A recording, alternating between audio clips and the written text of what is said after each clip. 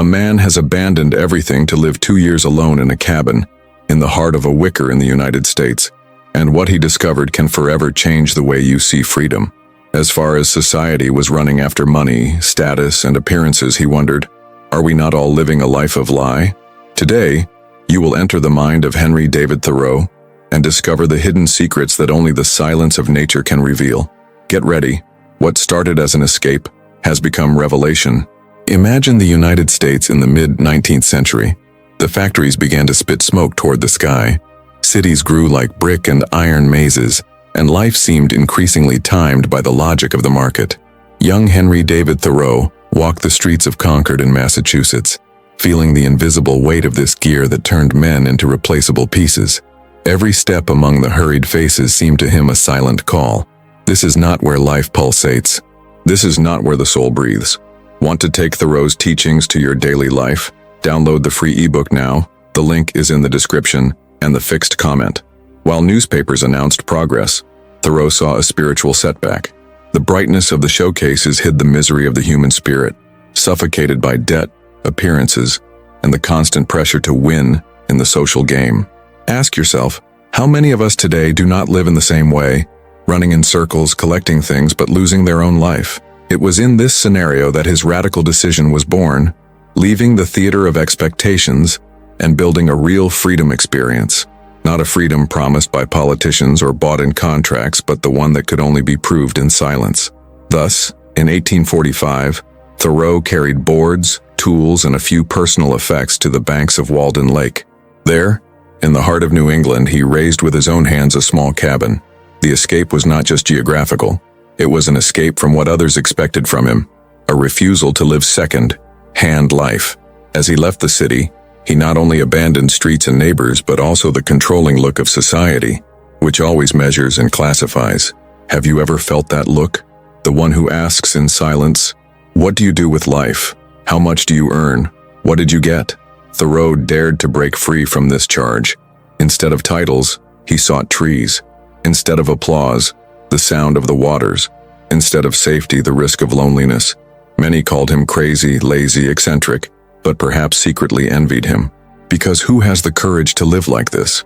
Who dares to face their own soul without distractions, without the constant noise of the crowds? The forest was more than a refuge.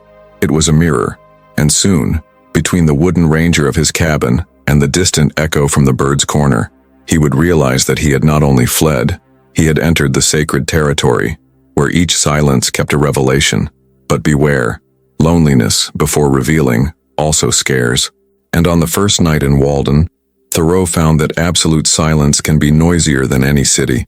Thoreau's cabin had no luxury, only 4 wooden walls, a simple roof, and a small fireplace. But as he crossed his door for the first time, he felt something that no city house had offered him: space to hear his own heart. The air smelled the cool pine, and the afternoon light entered the cracks as a shy revelation. Everything seemed calm, but soon the silence began to weigh. In the city, even when you think you are alone, there are always noises. Steps, wheels, voices, the gate ranger. There in Walden, the sound was different. It was the almost absolute absence of sound, and this absence could become deafening. Imagine yourself in his place: no phone, no neighbors, no horns. Only the wind that passes between the leaves and the sound of their own breath. Would you hold? As the night fell, the forest shadows stretched like giant fingers trying to invade the small cabin. Each snap on the bush looked a step. Each rustle was heard as a threat. Thoreau realized that in solitude, fear gains gigantic proportions. Silence is not empty. It multiplies the internal echoes. He tried to lie down. The fireplace fire illuminated the room with reddish tones but did not warm up. What if anyone appears? What if an animal attacks me? What if I have done irreversible madness? These questions pursued him as ghosts. But there was also another type of presence, less threatening and deeper: the call of nature. The wolf, the rhythmic beating of a woodpecker, the crocket of the crickets, sounds that suddenly seemed to form an invisible symphony. It was as if the forest tested it. Asks Nindo, "Did you come to listen or fear me?" And then came the first moment of epiphany. Between fear and doubt, Thoreau realized that he was listening to himself in an unprecedented way. The silence of the forest was not an enemy. It was a mirror, And in this mirror he began to see how noisy the inner world he had always tried to shut up with distractions. This first contact with deep silence was a baptism, an initiation, the beginning of a journey that would not only be against the outside world, but against the invisible shackles that each of us carries within our own mind. But that was just the beginning, because in Walden's cabin, silence was not just heard. It became a living force, capable of transforming or destroying. What Thoreau would discover on the next nights would surpass any initial fear. By day, the cabin seemed too small to contain a modern human being. There were no soft sofas, shelves full of books or full tables, just a simple bed, a gross wooden table, a chair and a fireplace. But for Thoreau, every absence was an invitation. The simplicity of space did not diminish it. He expanded.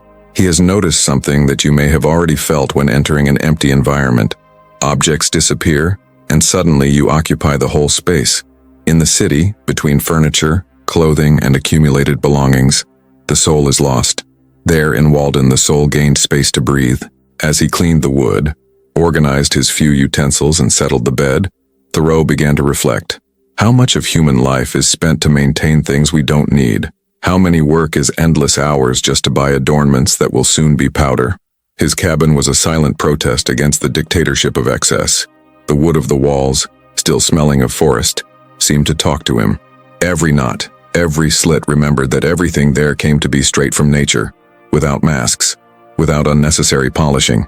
The cabin was not just physical shelter. It was a metaphor of a simplified body, a purified mind. And so his first great lesson was born.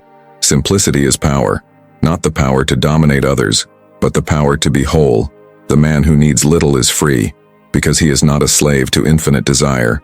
Have you noticed how society educates us on the contrary? It makes us believe that the more we accumulate, the more free we will be. But the truth is the reverse. Each object is also a current. Thoreau once wrote that he wanted to live deeply and suck the essence of life, and that's exactly what I sought there. Cut the superfluous to leave only the essentials. Imagine your own life as a home. How many rooms are full of things you don't use but insist on loading within you? How many memories, guilt, expectations of others take up space that could be empty, silent, and alive? In Walden's solitude, the cabin became a mirror of her mind. And the simpler the space became, the clearer he realized the inner mazes. But every mirror also holds shadows. And soon Thoreau would find that the society that had left behind still accompanying him, like an insistent ghost, trying to invade even the heart of the forest. Can I advance? Even surrounded by pine trees, Thoreau sometimes heard a sound that didn't come from the forest. The distant whistle of the train. That iron whisper cutting the valley brought back the city like a ghost. Aligned streets, polished showcases, time-bite watches. In flashes, he saw the merchant's counter, the banker's handshake, the empty conversation in the salon. And then, Henry, when are you going to have something real to show? You know this question. She wears suits, driving, put on the nets. How long do you produce? How long? What is the next step? It is the religion of performance. In the 19th century, she already had her priests, investors, accountants, clock forever. Today he changed his clothes, but praised the same creed. Thoreau remembered his friends who laughed at his cabin. Freedom? With money, Henry? And he thought of the hidden gear. Debts like elegant handcuffs. Mortgages like thin leather collars. Oleg's opinions as invisible currents. Who decides what success is? Who dictates the rhythm of the heart? In solitude, these faces reappeared. He heard them without seeing them. Society spoke inside. Come back, work, buy, show. It was a secular catechesis learned early on. Note in school the ruler, at the factory the whistle, in the newspaper a column that says, "Who won?" How many of us do not carry this voice even in sleep? The cabin responded with silence. And silence has its own logic. Where there is no applause, the true question is left. What work is your life worth? What cost is a minute? Thoreau scanned the ground, lit the fire, fixed a nail, and found a subversive economy. When desire decreases, the world gets cheap. The man who needs little buy what money does not reach. Time, presence, peace. But the invisible weight is not just consumption. It is also a reputation. In the city, a man is what they say of him. In the woods, a man is what he does with empty hours. The mask falls when no one is looking. Would you stand you without audience? He thought of America that grew with rails and factories, and recognized an ambiguous grandeur: building roads, losing ways, raise cities, demolish souls. He did not hate progress. I feared the price, because every advance brings a pact, and no one reads the girls. It was then that he understood. Fleeing society was easy. It was difficult to shut up the society that already lived in it. And ironically, the forest would give him this truth without mercy, because there are arrests that have no walls, and the next one Thoreau would only find out when he tried to breathe deeper.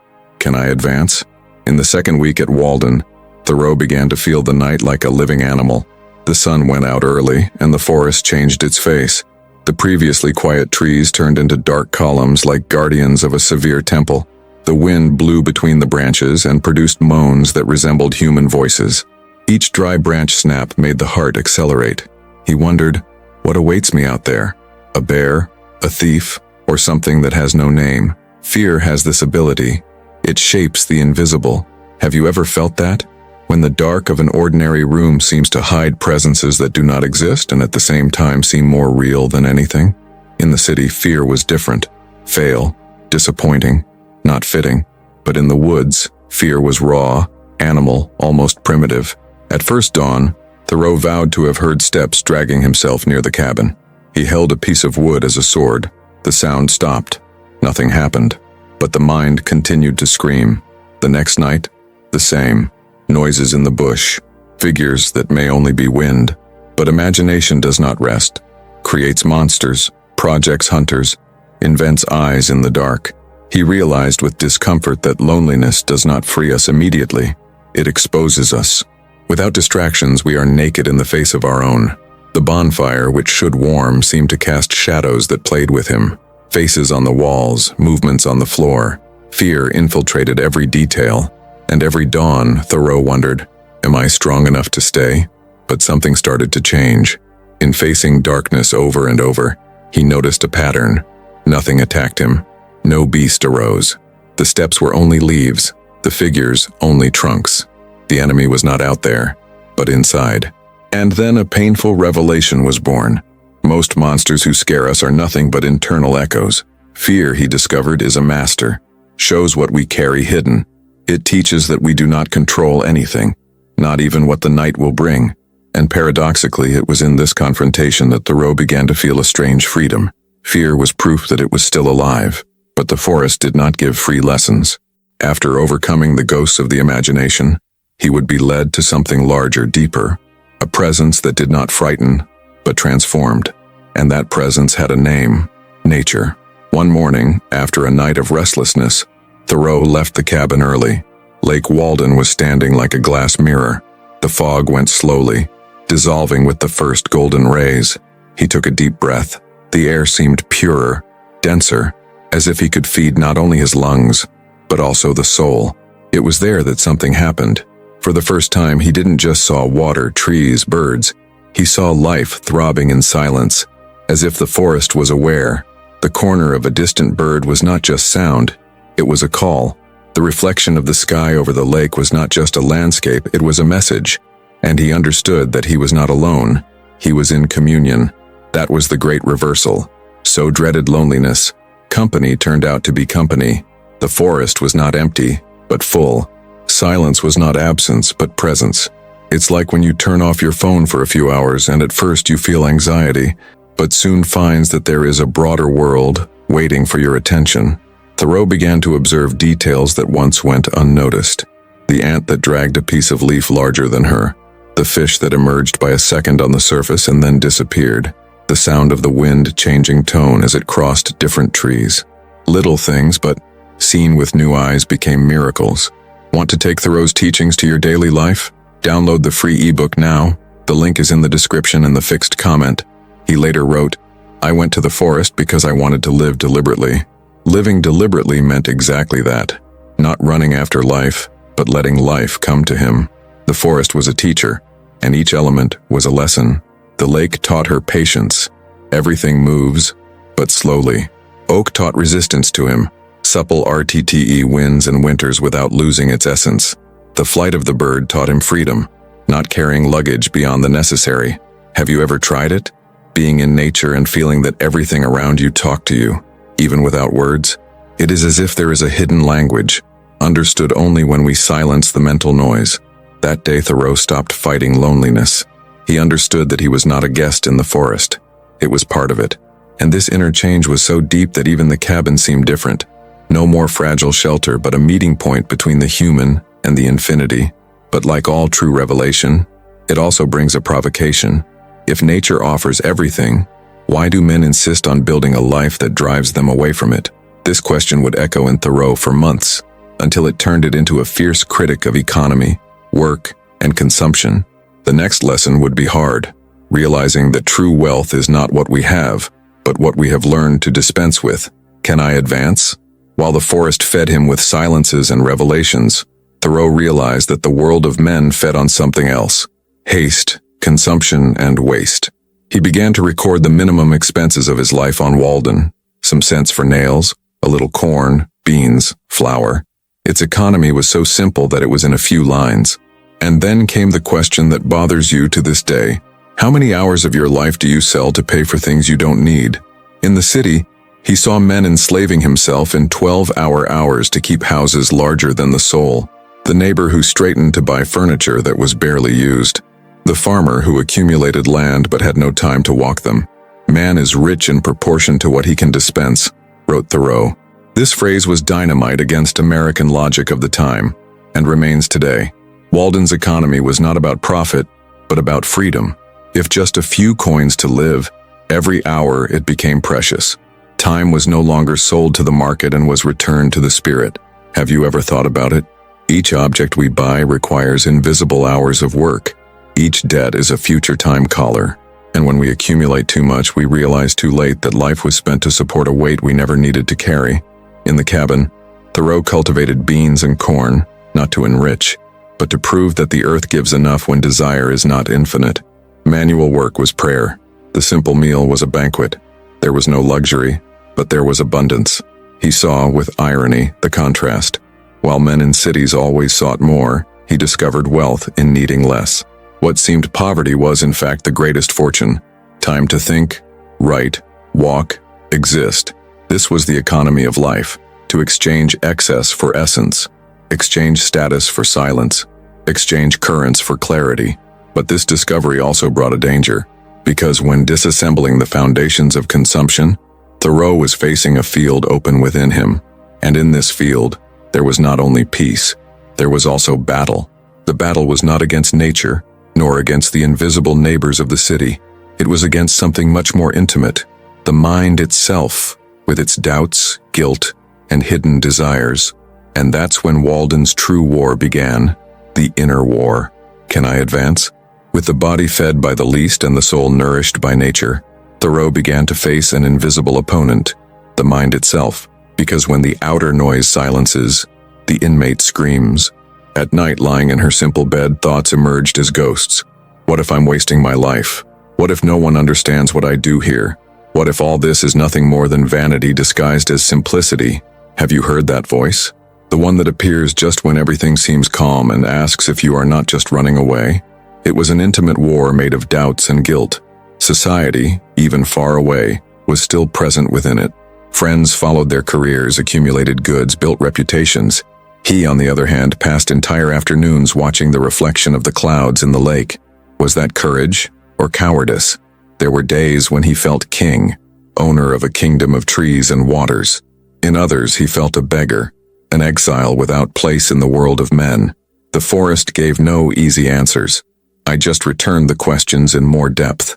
During lonely walks, he saw his shadow projected on the floor and wondered, is it me who chose this way, or was he who chose me? The doubt eroded, but also strengthened, because, in the absence of distractions, each question became inevitable. Thoreau has learned that the biggest prison is not that of the city, nor that of debt, but the arrest of the conditioned mind.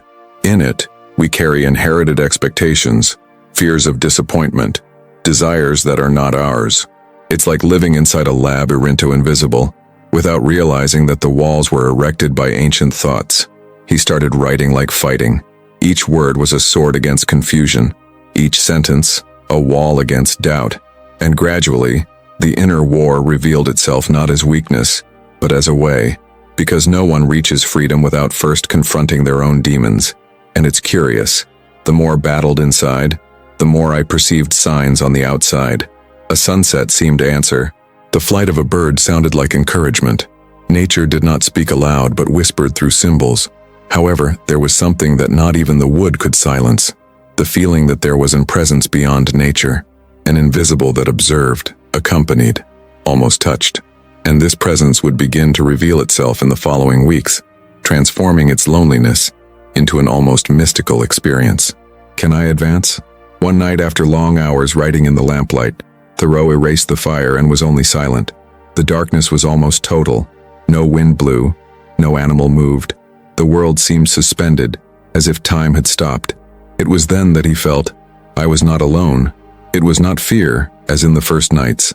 It was something different, a subtle presence, as if the forest breathed next to it.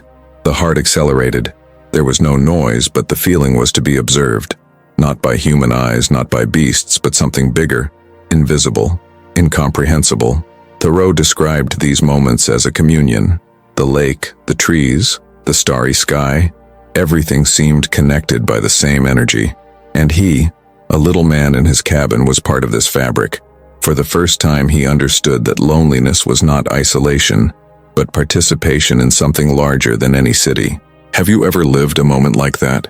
When suddenly the world seems to speak of a secret language, maybe in a sunset, a silent look, or the moment you realize that there is something beyond the logic of everyday life. He began to experience different states of consciousness. The noise of a drop falling on the surface of the water sounded like music. The lonely flight of a goose over Walden seemed direct message from the cosmos. Every common detail revealed hidden dimensions. And in this dive, an intuition was born. The invisible is not absence. It is a multiplied presence. Life is not limited to what you can measure, weigh, or buy. There is a spiritual field that crosses everything. This perception transformed it. The man who sought only simplicity discovered transcendence. It was not enough to live with little. It was necessary to live connected. It was not enough to abandon the city. It was necessary to discover a larger universe than the mind itself. But this revelation brought a risk. Because those who play the invisible can no longer live in the same way. Normality becomes impossible. And though Thoreau had found peace, he also began to carry a restlessness. How to return to the world of men after proving another reality? The woods had given her silence, simplicity, and freedom. Now he gave him a new responsibility, to translate the invisible into words so that others could see either. This mission would accompany you to the end, and it would be the engine of your return to society. Can I advance? 2 years had been spent since the day Thoreau had carried boards and hope to the banks of Lake Walden. His beard was longer, his full notebooks, his silent soul, and yet he felt it was time to leave. Not because the experience had failed, on the contrary, precisely because it had fulfilled its cycle. The woods had taught him what he had to teach. Now it was left to take this truth back to the world of men, not as an arrogant prophet, but as someone who carried a seed. When he decided to return, many expected to see him defeated, but Thoreau didn't return empty hands. It came back with certainty. True freedom does not depend on where you are, but the way you live. The forest was only laboratory. Real life was still waiting for him on the streets of Concord, in ordinary conversations, in the noise of fairs. And here is the paradox. The man who fled society came back precisely to transform it. In his writings, Walden described not as an escape, but as a return to the essentials. He did not preach that everyone would abandon their homes and go to the woods. He preached that each one found his own Walden, a space of simplicity, silence, and consciousness, even in the middle of the concrete. Want to bring Thoreau's teachings to his daily life? Download now the free ebook. The link is in the description and the fixed comment. Do you notice the inversion? The hero is not the one who isolates himself forever, but the one who returns bringing another vision. The forest was not a final destination but rite of passage. Upon returning, Thoreau saw clearly the illusion of the rush, the vanity of the goods, the servitude disguised as progress, and started writing and talking like who carries a revelation. They are uncomfortable. We are not free as we measure our lives by the ruler of others. We are not free while we sell every minute for a salary that only buys new handcuffs. His return was, in fact, the beginning of his public mission. The cabin experience had set him up with questions that still echo today. What is it for real living? What is enough? What is freedom? But Thoreau knew not everyone was ready for these questions. The comfort of the routine is strong. The arrest of normality is seductive. Still, he insisted with the conviction of those who proved another form of existing, it is possible. And while writing, he realized that his personal journey was also a universal symbol, because the forest he inhabited exists within each of us. But his greatest revelation was yet to come, not about simple life, but about life itself, about death, eternity, and human destiny. Can I advance? Thoreau left the forest, but the forest never left it. Each step back to the streets of Concord was accompanied by the reminder of the calm lake, the distant corner of the birds, the cabin that taught him more than any university. He would return to the world of men, but now I saw everything with other eyes. The great lesson was not just in the silence, simplicity, or the invisible one had experienced. The great lesson was to realize that every human being can, and should, build his own Walden, not necessarily between pines or on the banks of a lake, but within itself. You, who hear me now, have you wondered what your forest is? Where can you take refuge to hear yourself without the incessant noise of the world? Maybe you don't have to escape the city. Maybe it just turns off the machine for a few hours, walking alone through an empty street, sitting near a tree and listening to what silence has to say. Thoreau has shown us that freedom is not the absence of rules, but presence of conscience. What wealth is not accumulation of goods, but reduced needs. That spirituality is not the escape of the world, but I find the essence of life. And now, the call is for you. Because what began in 1845 on the banks of Walden is still here, in front of his screen. The question is simple but transformative. Will you live the life that others expect from you, or you dare to write your own? If this journey here has touched you, leave your like, subscribe to the channel, activate the bell, share this video with someone who needs to hear that there is another way. Its interaction is what keeps this project alive and helps us spread reflections that go beyond rapid entertainment. And get ready. In the next video, let's dive even deeper. Because Thoreau has not only discovered how to live, he also faced the inevitable issue of death, eternity, and human destiny. And the answers you found can forever change the way you view life. The forest spoke to Thoreau. Now she talks to you. Thoreau left the forest, but the forest did not leave Thoreau. And maybe now she won't leave you either. Because after listening to your story, it is impossible to look at life the same way. Want to take Thoreau's teachings to your daily life? Download the free ebook now. The link is in the description and the fixed comment.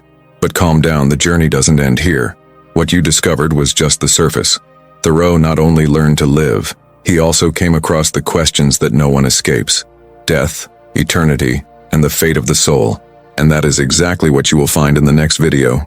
He is already here on the screen waiting for you. Just click and continue this walk. Don't let the silence get lost. Click now, and come with me to find out what Thoreau saw beyond life. Thoreau left the forest, but the forest never left Thoreau. And maybe now she won't leave you either. But this is only the first part of the journey. The next video is already here, on the screen, waiting for you. In it, let's dive even deeper. What Thoreau discovered about death, eternity, and the fate of the soul. Click now. Continue the walk and don't let silence get lost.